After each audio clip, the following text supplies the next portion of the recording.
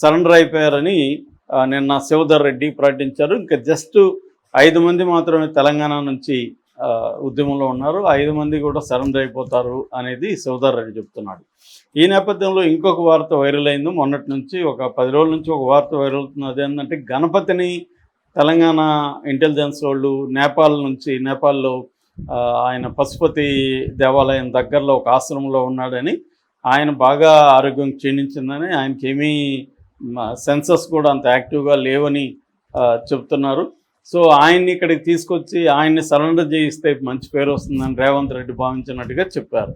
కానీ ఇప్పుడు ఒక ట్విస్ట్ జరిగింది. అదేంటంటే కేంద్ర ప్రభుత్వం ఒక ఫైనల్ స్ట్రోక్ అంటారు కదా, మావోయిస్టులకు ఒక ఫైనల్ స్ట్రోక్ రాగా కేంద్ర ప్రభుత్వం డెడ్ లైన్ రోజు లేకపోతే ముందు రోజు ఒక 4 రోజుల ముందుగాను ఒక మీటింగ్ పెట్టి గణపతిని సరెండర్ చూపించి, ఇంకొంతమంది ఎవరన్నా మిగిలి ఉంటే వాళ్ళని కూడా సరెండర్ చూపించి, ఉద్యమం మేము చెప్పినట్టుగా సమాప్తం అయిపోయింది, మేము అనుకున్నట్టుగా ఆ టైం లోపల మేము కంప్లీట్ చేయగలిగాము అనేది చెప్పుకోవడానికి ఇంటర్నేషనల్గా. ఎందుకంటే గణపతి మావోయిస్టు ఉద్యమానికి ఒక రకంగా ఇండియాలో మావోయిస్టు ఉద్యమానికి ముఖ్యంగా పీపుల్స్ వారు పితామహుడు అని చెప్పాలంటే కొండపల్లి సీతారామయ్య అని చెప్పచ్చు.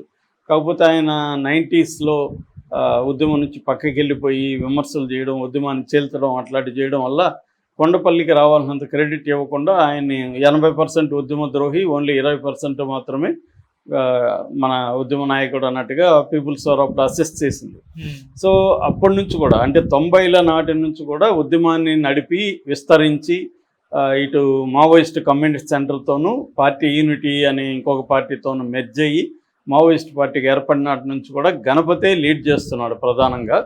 సో అందువల్ల గణపతి అంటేనే మావోయిస్ట్ పార్టీకి ఒక పెద్ద ఫిగర్ లాగా. సో అందుకని గణపతిని సరెండర్ చేయించి, ఆయన సరెండర్ చేసినా సరెండర్ కాకపోయినా ఏం ఫరక్ లేదు. ఆల్రెడీ ఆయనకి హెల్త్ బాగాలేదు, ఆయన్ని అలా వదిలేస్తే ఆయన పాటికి ఆయన తన అవసాన జీవితాన్ని అక్కడ గడిపి పోతాడు. కానీ ఇప్పుడు ఏముందంటే అట్లా చేయకుండా ఆయన్ని కూడా సరెండర్ చేయించుకుంటే ఒక సింబాలిక్గా గణపతిని కూడా సరెండర్ అయిపోయాడు, మొత్తం మావోయిస్ట్ పార్టీ లేదు అని చెప్పడానికి ఒక సింబాలిక్గా ఉంటుంది అనేది కేంద్ర ప్రభుత్వం ఆలోచిస్తున్నట్టుంది. అందుకని రేవంత్ రెడ్డికి చెప్పినట్టుగా చెప్తున్నారు. సో మొన్న ఢిల్లీకి కూడా ఇటు శివధర్ రెడ్డి, ఇటు ఐజీ సుమతి వీళ్ళిద్దరు కూడా వెళ్ళొచ్చారని చెప్తున్నారు. సో ఆయన్ని ఢిల్లీకి అప్పగించి వచ్చారని గణపతి అని చెప్తున్నారు. సో గణపతి హోమ్ మినిస్టర్ ముందు సరెండర్ అయ్యే అవకాశం ఉంది, హోమ్ మినిస్టర్ ఓపెన్గా డిక్లేర్ చేసే అవకాశం ఉంది.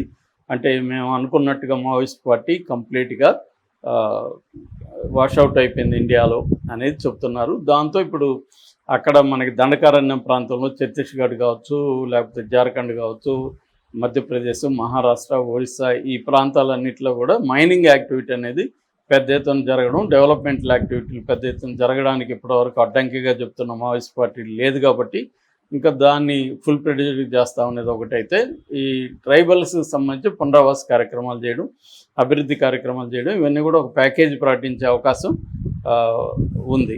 సో ఓవరాల్గా ఏది ఏమైనా కూడా ఆల్రెడీ మావోయిస్ట్ పార్టీ తన చారిత్రక పాత్రని నిర్వహించింది.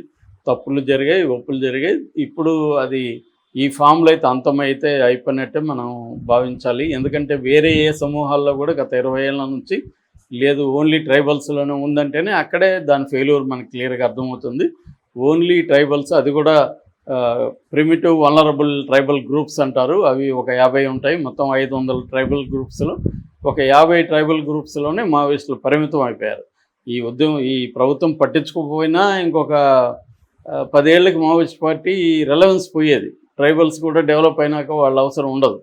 కానీ వీళ్ళు అంతకు కూడా ఆగే పరిస్థితి లేదు కాబట్టి వీళ్ళని బలవంతంగా చంపి అరెస్టులు చేసి ఫోర్స్ చేసి సరెండర్లు చేయించి ఈ ఉద్యమాన్ని ఇంకొక 10 ఏళ్ళ ముందే అంతం చేయడానికి కంకణం కట్టుకుంది, సక్సెస్ అయింది.